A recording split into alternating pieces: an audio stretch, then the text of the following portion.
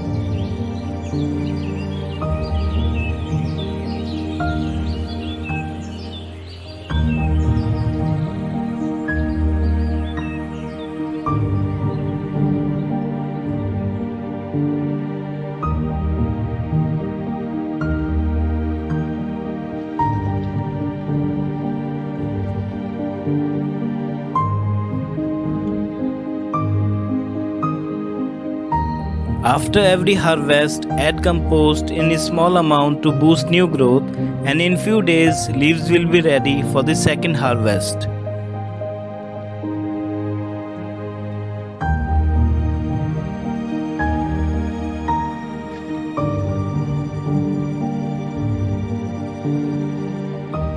Both coriander and spinach can be harvested.